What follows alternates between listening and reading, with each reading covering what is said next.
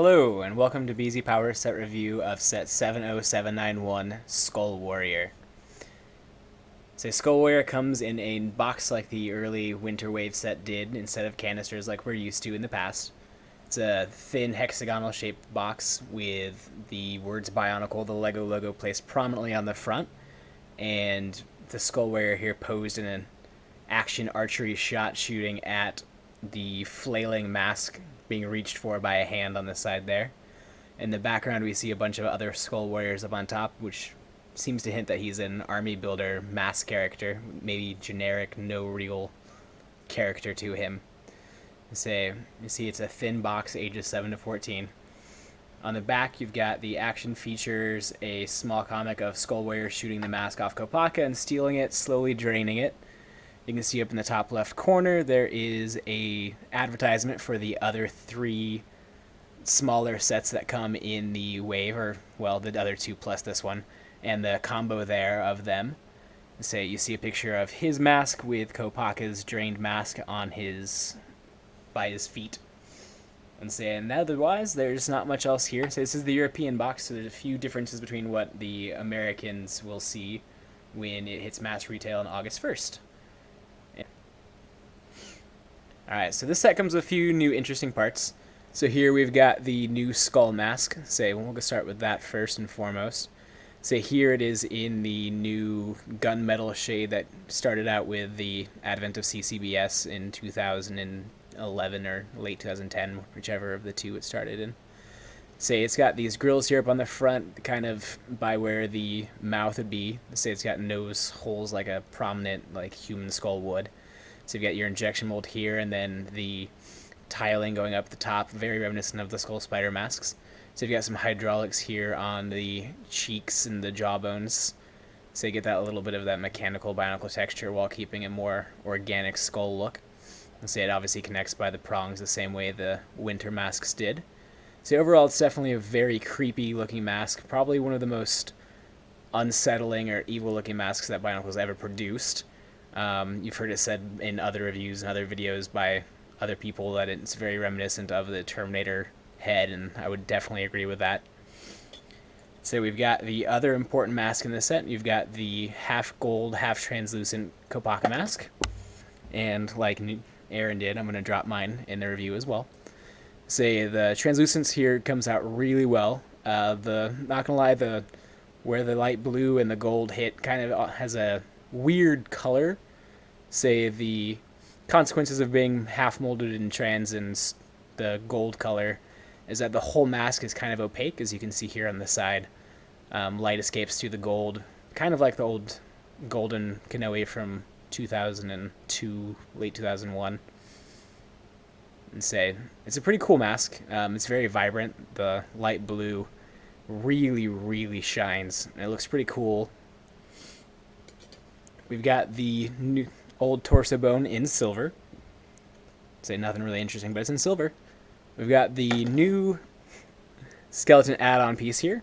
The Winter Wave came with its brand new piston add-on, and the Summer Wave here comes with its own version of a new, shell add-on. You've got these almost circuitry little lines going up the front. It's all very well done. It all matches itself pretty well. You've got these spikes going on here, it connects with the normal two prongs. It's a rather large piece, and as you can see here, it sets off from the bone pretty far. You'll see that later in the actual full set. We've got our new blade piece here. It's got three little hooks on it to pull masks off with. We've got one there, kind of one there, and then one there. This is the front here where it tapers down to the blade. This is the back where we've got the flat end.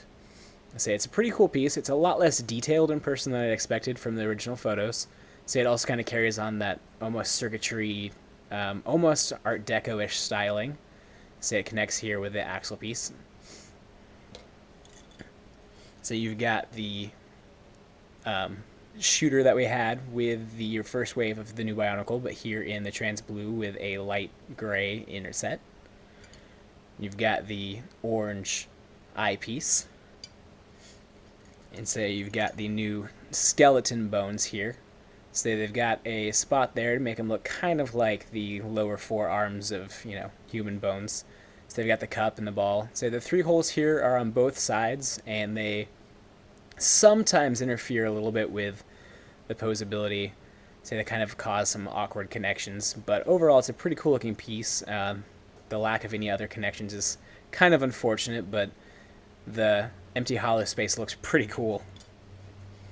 Saying you've got the new chest piece here, which connects with the ball cup onto the torso. You've got the almost rib-like protrusions here with the connection for the armor on top. So you've got these smaller ones here, which disappear behind the chest plate. So I like the extra detailing, though, even though they've hidden them on most of the sets, so you still have it. So it's a pretty cool piece. It's not highly detailed, but it's beautiful in this translite blue. Saying it's a pretty cool piece. It's kind of steps down here.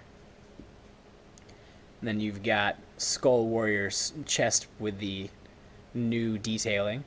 So it's got some pistons here underneath the what looks like rotting metal with some chains and some bone and piston detailing. So nothing too crazy there.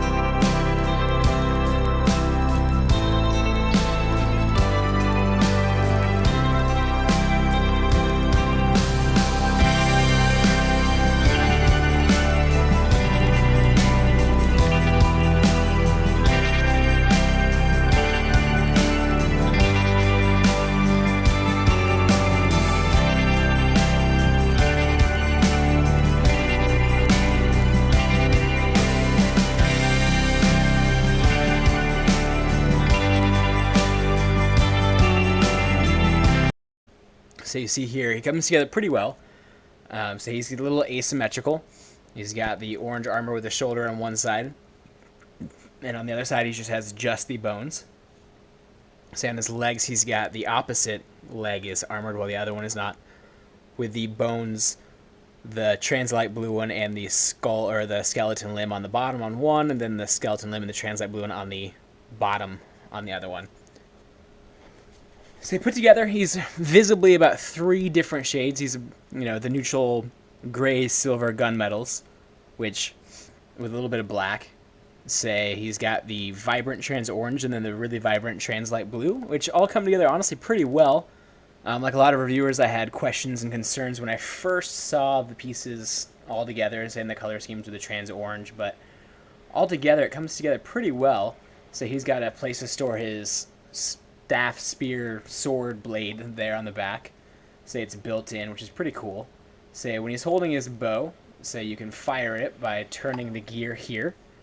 Say it shoots off the same way the other ones did, saying you've got to be careful not to lose them. In this set they come in white, so they kind of just disappear into the vast background here. Say if you turn his gear, you'll notice that, with the bow in hand, not really much happens, which It's to be expected. So with the protector feet here and the old Hero Factory claw pieces for toes, he sort of has a problem standing on his own. He gets kind of wobbly a little bit, as you probably saw in the build process. Say otherwise, say he's a pretty standard now Bionicle action figure. Say he stands about the same height as the Toa, similar build. Nothing really specialty and unique about this character. Say the bow is probably his most interesting and unique part. Say, that said, I still think, looking at him, that he is physically impressive. I enjoy what he does for what it is. I wish that his feet stood better on their own, but that is what it is. Say the protector feet are small and they leave very little ground. The balance on the claws is not that great. Say you can, if you can get the pins out of his hand, switch out his staff. And yes, I'm going to use my teeth. Say, give him his grabbing staff blade piece here. And you can see that then his gear function, as in the first wave of sets, takes place. Say, unlike my first wave of sets, I have a little bit of problem sometimes of his arm not wanting to stay up. It'll slowly lift back into place, or kind of just fall back down like it does there. So his bow is pictured in many images on his back, say, which, as you can see here, there's a spot, but isn't necessarily a great and easy solution. However, what I've found here is you can take the piece that attaches to his hand off, attach it right here, and you can attach that piece right there. Then you just turn him back around, so you've got a pretty cool and pretty imposing view. I like to angle the bow a little bit to get a little bit better look. Say, but all together, say the rib cage design is pretty neat when it's put on here like this. Like I said, the little small parts are covered up by his chest plate. Say, you guys got the launching mask. Say, and after he's stolen Kopaka's mask, of course, he puts it on, as all good villains do. Say, and even then, the gold is a little out of place, but in all honesty, it looks kind of neat. Almost evil with the trans orange coming through the trans blue up on top, like a glowing brain. Almost brings him more of a living look to it. So overall, I enjoy Skull Warrior for what he is. Say, I probably wouldn't have made him my first 2015 summer set purchase. Say, he's a fun one, but say we're all gonna get the Mask Maker vs. Skull Grinder set first when they hit the stores, if they haven't already in your area. Say, but overall, I do recommend this one. I enjoy, as I said, everything that he does. I enjoy the orange. I didn't think I would, but it works really well, especially with the torso armor. And, I think everything just works really well. He's kind of boring, and he's kind of simple, and he's kind of safe. But at the same time, outside of those as negatives, he does those things really, really well. Say he's intimidating, he's evil-looking, he follows the undead look pretty spectacularly. I'm not particularly fond of the way the armor on these new shells sticks so far out. However, with this undead, evil, returned back skeleton look, it looks kind of like full armor that just is degraded the underneath of it. He's lost his muscle mass or whatever biological parts there used to be, and now he just is a skeleton with massive armor hanging off, and it kind of works. Let's see. But overall, there's only a few sets this wave. Nothing too terrible to break the bank with. And I would say that if you get the chance to pick them up, I would do it. So when I was given the opportunity to pick between the new sets after Akimu and the Skull Grinder were taken, I chose this one. So I think that it paid off, and I can see, he comes with several of the new skeleton limbs and the new blade, which I enjoy a lot more than I thought I would, and altogether, yeah, I'd say go for it. Say it. Also, if you subscribe to our BZPower YouTube channel, you've got a chance to win your own copy of this Skull Warrior set. Not this one that I used in a review, but a brand new copy, which is pretty cool because this copy is mine.